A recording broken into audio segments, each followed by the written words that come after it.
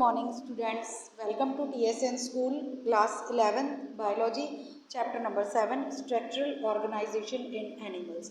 6 chapter आपका delete है 30% course में, तो अब नेक्स्ट चैप्टर है वो 7 चैप्टर हम स्टार्ट करते हैं. In the presiding chapter you come across a large variety of organism. आपने देखा है पहले बहुत सारे ऑर्गेनिज्म आपने देखे हैं, एनिमल्स भी और प्लांट्स भी. Okay, both unicellular and multicellular. Of the animal kingdom, in unicellular organism, all functions like digestion, respiration and reproduction are performed by a single cell. जब आपने स्टडी किया था उस टाइम आपने देखा था कि जो यूनिसेलुलर ऑर्गेनिज्म है तो वो क्या, उसमें क्या होता है, केवल एक ही सेल, वन सेल जो होती है वही डाइजेशन भी, रेस्पिरेशन भी और रिप्रोडक्शन भी, यानी सारी जितनी भी एक्टिविटीज़ हो रही है, जितने भी फंक्शन हो रहे हैं, एक सिंगल सेल ही परफॉर्म कर रही है. In the complex body of multicellular animals the same basic function are carried out by different group of cell in well organized manner. It means अगर हम एक मल्टीसेलुलर एनिमल में अगर हम देखते हैं तो यही सारे फंक्शंस जो होते हैं वो बिल्कुल डिफरेंट इसके ग्रुप्स हैं, अलग अलग जितनी भी एक्टिविटीज़ हो रही हैं, फंक्शन हो रहे हैं, उनके अलग अलग ग्रुप्स बने हुए हैं. ठीक है, जो कुछ नंबर ऑफ सेल्स से बनकर बने हैं. इन नंबर ऑफ सेल्स को हम क्या बोलते हैं? टिश्यूज. Okay, tissues. और टिश्यूज के ग्रुप को हम क्या बोलेंगे? ऑर्गन. ऑर्गन के ग्रुप्स को हम क्या बोलेंगे? Organ system. And organ system के ग्रुप को हम क्या बोलेंगे? पूरा जितना भी पूरी बॉडी है वो उसमें कंसिस्ट होती है. Okay. The body of a simple organism like Hydra is made up of different type of cells and number of cells in each type can be in 1000. It means अगर हम देखते हैं तो एक सिंपल ऑर्गेनिज्म, जैसे हमने एक example लिया हाइड्रा. हाइड्रा जो होता है वो डिफरेंट टाइप की सेल से मिलकर बना है, और जो सेल्स होती हैं यानी टाइप्स ऑफ सेल्स है, तो वन टाइप ही अगर है तो वो 1000 ऑफ सेल से मिलकर बना है. The human body is composed of billion of cells to perform various function. अगर हमारी बॉडी हम देखते हैं तो बहुत सारी सेल्स हैं, बिलियन ऑफ सेल्स हैं जो परफॉर्म करती हैं बहुत सारे फंक्शंस को. How do these cells in the body work together? अब आप ये कहेंगे कि इतनी सारी सेल्स हैं, ये सेल्स एक दूसरे के साथ मिलकर किस तरीके से आपकी बॉडी को मेंटेन करके रखती है. In multicellular animals a group of similar cells along with intercellular substance perform a specific function. Such an organism is called tissue. यानी एक ही टाइप की सेल्स जो सिमिलर है फंक्शन में भी, स्ट्रक्चर में भी, और परफॉर्म कर रही है एक स्पेशल या स्पेसिफिक फंक्शन को, तो उस ग्रुप, जो सेल्स का जो ग्रुप है उसे हम कहते हैं tissue. You may be surprised to me that all complex animals consist of only 4 basic type of tissues. आप अगर देखते हैं तो आप सरप्राइज हो जाएंगे कि जितने भी कॉम्प्लेक्स एनिमल्स हैं, यानी हमारे से लेकर आप अगर प्लांट्स हैं या जितने भी एनिमल्स हैं, तो वो केवल 4 टाइप के टिश्यूज से मिलकर उनका पूरा बॉडी जो है वो बनी है. Okay. These tissues are organized in a specific proportion and pattern to form an organ like stomach, lungs, heart and kidney. यानी ये जो 4 टाइप के जो टिश्यूज़ हैं यही ऑर्गेनाइज करते हैं आपके बॉडी के जो डिफरेंट पैटर्न्स हैं टिश्यूज़ के. जैसे मान लीजिए स्टमक की सेल्स अलग हैं या टिश्यूज़ अलग हैं, लंग्स के अलग हैं, हार्ट के अलग हैं, किडनी के अलग हैं. When 2 or more organ perform a common function by their physical or chemical interaction, they together form organ system. अगर मान लीजिए 2 टाइप के जो ऑर्गन्स हैं वो परफॉर्म कर रहे हैं कॉमन फंक्शन को. ओके. वो फिजिकल भी हो सकता है वो फंक्शन, और केमिकली भी अगर वो इंटरेक्ट हैं एक दूसरे से, तो उसे हम कहेंगे organ system. Okay. That is, जैसे मान लीजिए अगर एग्जांपल हम लेते हैं digestive system, respiratory system. Okay.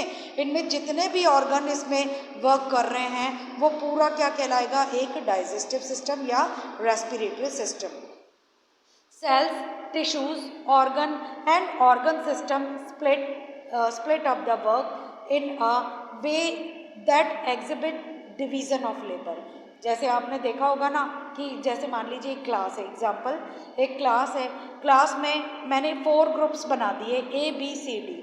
एक ग्रुप को मैं दे रही हूँ वर्क करने का, पूरी क्लास को आपको मेंटेन करना है कैसे कि प्रॉपर इसकी बेंचेस वगैरह जो हैं वो प्रॉपरली अरेंज हो। सेकंड ग्रुप को मैं दे रही हूँ इस क्लास को डेकोरेशन का वर्क दे रही हूँ मैं, कि आपको डेकोरेट करना है, चार्ट्स आपको लगाने हैं या और भी आप इसको मॉडल्स के थ्रू आप इसको डेकोरेट कर सकते हैं। तो ये क्या हो गया, डिवीज़न ऑफ लेबर, मैंने डिवाइड कर दिया, वर्क को डिवाइड कर दिया। Okay, and contribute animal tissues. The structure of the cell vary according to their function. इसका मतलब ये है कि जो सेल का स्ट्रक्चर है उसमें बहुत ज़्यादा डिफ्रेंशिएशन आपको मिलता है, अलग अलग टाइप की सेल्स हमारी बॉडी में प्रेजेंट होती हैं।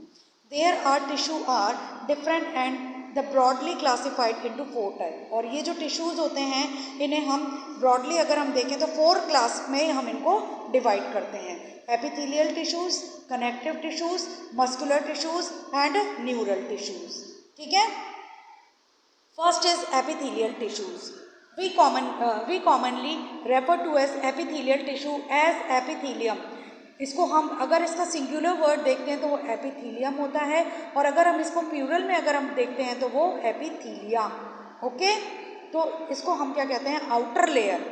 मोस्टली अगर हम देखते हैं तो एपिथेलियल टिश्यूज़ जो होते हैं वो एपिथीलियम टिश्यूज़, एपिथीलियम सेल्स से मिलकर बने होते हैं, और ये आउटर लेयर होती है मोस्टली ऑर्गेनिज्म में। This tissues has a free surface, और ये टिश्यूज़ जो होते हैं इनकी फ्री सरफेस होती है which faces either a body fluid और the outside environment and thus provide a covering of a lining for some parts of the body. It means क्या है, ये डायरेक्टली एनवायरनमेंट के कांटेक्ट में रहता है। एनवायरनमेंट के कांटेक्ट में रहने का मतलब आपकी जो बॉडी है उसकी आउटर लेयर ये बना रही है, और ये आपकी बॉडी को कवर करती है, और ये कुछ पार्ट्स को कवर करती है। The cell are compactly packed, और इनकी सेल जो होती है वो कॉम्पैक्टली पैक्ड होती है विथ लिटिल इंटरसेलुलर मैट्रिक्स, और इसमें बहुत कम स्पेस बीच में प्रेजेंट होता है सेल टू सेल, और उसे हम बोलते हैं intercellular matrix. There are 2 types of epithelial tissues, namely simple epithelium and compound epithelium। अब ये 2 टाइप के हैं, इसमें हम बोलते हैं एक तो सिंपल एपिथेलियम और second is compound epithelium. Simple epithelium is composed of single layer of cell, ये सिंगल लेयर से बनी हुई है, and function as a lining for body cavities, और इसका फंक्शन क्या है, जो आपकी बॉडी कैविटीज़ है उसकी ये लाइनिंग करता है। ओके, कैविटीज़ भी है, डक्ट्स भी हैं और ट्यूब्स भी हैं, इन सब की लाइनिंग करने का ये वर्क करता है। The compound epithelium consist of 2 और मोर सेल लेयर्स, ये 2 या ज़्यादा उससे ज़्यादा सेल लेयर का बना हुआ होता है, एंड हैज़ प्रोटेक्टिव फंक्शन, और इनका जो फंक्शन होता है वो क्या है, प्रोटेक्ट करने का। ठीक है, और इसका एग्जाम्पल क्या दिया है, हमारी skin. On the basis of function structural modification of the cell, simple epithelium is further divided into 3 types। अब जो हमारा मॉडिफिकेशन है हमारे बॉडी का, जो या सेल्स का मॉडिफिकेशन है, उसके अकॉर्डिंग हम इसको 3 पार्ट में डिवाइड कर देते हैं। किसको, सिंपल एपिथेलियम को। First is squamous type, second is cuboidal type, और थर्ड इज कॉलमनर टाइप। और इसके जो डायग्राम्स है वो आपको इस फिगर में आपको दिखाए हुए हैं। Okay, the squamous epithelium is made up of single thin layer और ऑफ फ्लैटेंड सेल, ये सिंगल लेयर से बनी हुई है स्क्वैमस टाइप, और ये फ्लैटेंड सेल से बनी हुई होती है विथ इर्रेगुलर बाउंड्रीज, इसकी जो बाउंड्रीज है वो इर्रेगुलर है। They are found in the wall of blood vessels and air sacs of lungs and are involved in function like forming a diffusion boundary। ठीक है, इट मीन्स ये जो है वो कहाँ पर ज़्यादा मिलती है, ब्लड वेसल की बाउंड्री में, सैक्स की जो लंग्स के जो सैक्स होते हैं वहाँ पर मिलते हैं, और इसका फंक्शन क्या है, ये क्या करता है, डिफ्यूजन बाउंड्री का वर्क करता है। जहाँ पर डिफ्यूजन हो रहा है, कोई भी चीज़ डिफ्यूज हो रही है, वो उसकी बाउंड्री का ये वर्क करता है। The cuboidal epithelium, cuboidal epithelium is composed of a single layer cube like cells, ये एक सिंगल लेयर से बनी हुई है और क्यूब जैसा इसका स्ट्रक्चर होता है। This is commonly found in duct of glands and tubular parts of nephrons in kidney, and its main function are secretion and absorption। It means इसका जो मेन फंक्शन है वो तो क्या है, सीक्रिएशन और एब्जॉर्प्शन। लेकिन ये कहाँ पर ज़्यादा मिलती है, ducts of glands and tubular parts of nephron in kidney. ठीक है। The epithelial of proximal convolutory tubules PCT of nephron in the kidney has microvilli. Okay, the columnar epithelium, अब जो लास्ट है columnar epithelium is composed of single layer of tall and cylinder cell। ये किससे बनी हुई है, toll और cylinder cell से मिलकर बनी हुई है। There nuclei are located at the base, इनके जो न्यूक्लियस होते हैं वो बेस पर प्रेजेंट होते हैं। फ्री सरफेस में हैव माइक्रोविलाई, और इनकी फ्री सरफेस पे क्या प्रेजेंट होते हैं, माइक्रोविलाई प्रेजेंट होते हैं। They are found in the lining of stomach and intestine and the help of secretion and absorption.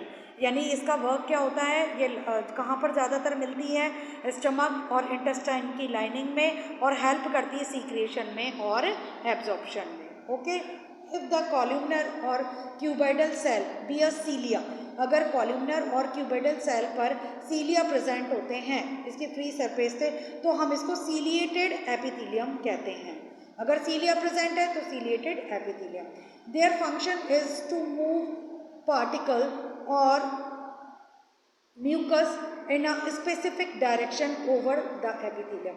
इसका फंक्शन क्या होता है, ये एक मूव करता है पार्टिकल्स को, कहाँ पर, म्यूकस की फॉर्म में या फिर पार्टिकल्स की फॉर्म में, कहाँ पर, स्पेसिफिक डायरेक्शन में।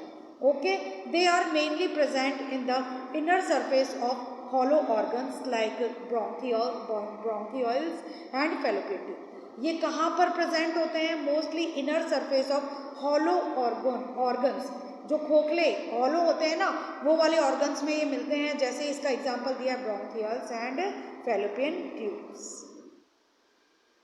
सम ऑफ द कॉल्यूमनर और क्यूबोइडल सेल गेट स्पेशलाइज्ड। कई बार ये क्या होते हैं, ये स्पेशलाइज्ड हो जाते हैं, कैसे, सीक्रेशन के वर्क के लिए, और इसको हम क्या बोल रहे हैं, glandular epithelium. They are mainly are two type. अब ग्रैन्युलर एपिथेलियम भी टू टाइप की हो गई।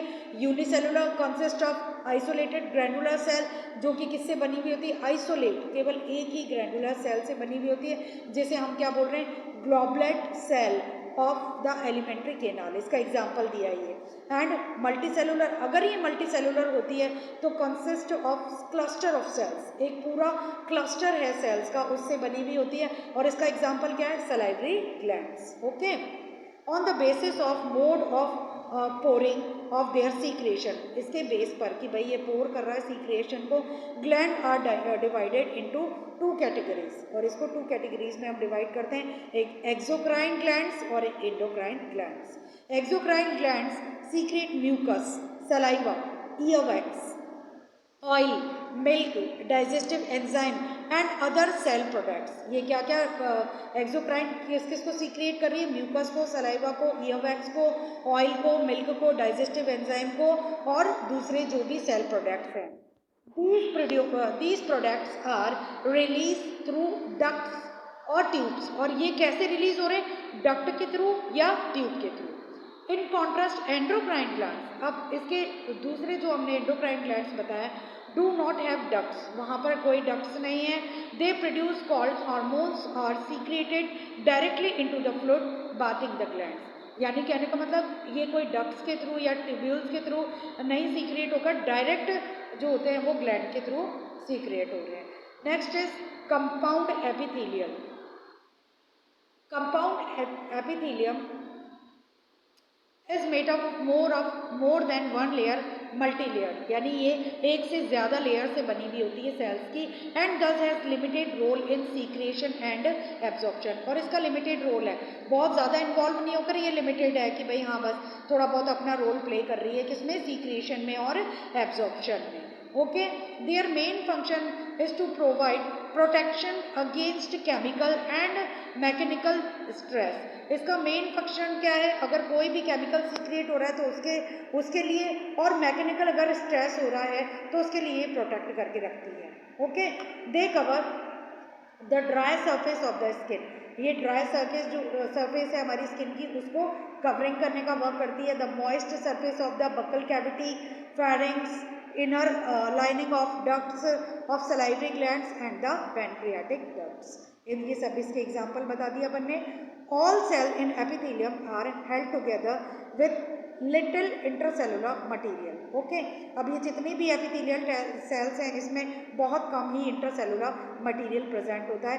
इन nearly all animal tissues specialized junction provide both structural and functional link between individual cells. यानी कहने का मतलब ये जो इंडिविजुअल सेल्स होती है इनके बीच बीच में कुछ जंक्शंस प्रेजेंट होते हैं जो कि स्ट्रक्चरल और फंक्शनल अपना रोल प्ले करते हैं। 3 टाइप ऑफ जंक्शंस। अब सेल जंक्शंस 3 टाइप के बताए इन्होंने, कौन कौन से हैं ये?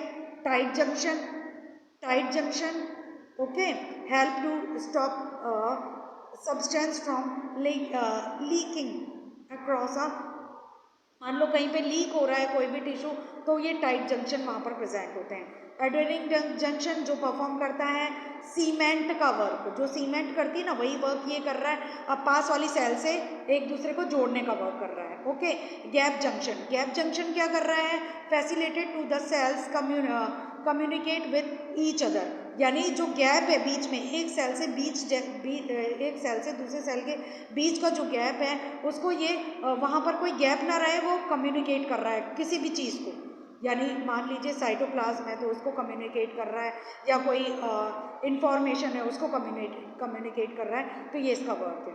ओके, और रैपिड ट्रांसफ़र कर रहा है आयंस को, स्मॉल मॉलिक्यूल्स को, एंड समटाइम बिग मॉलिक्यूल्स को भी। ठीक है, आज हम यहीं फिनिश करते हैं बेटा। कनेक्टिव टिश्यूज़ हम नेक्स्ट वीडियो में देखेंगे। Thank you.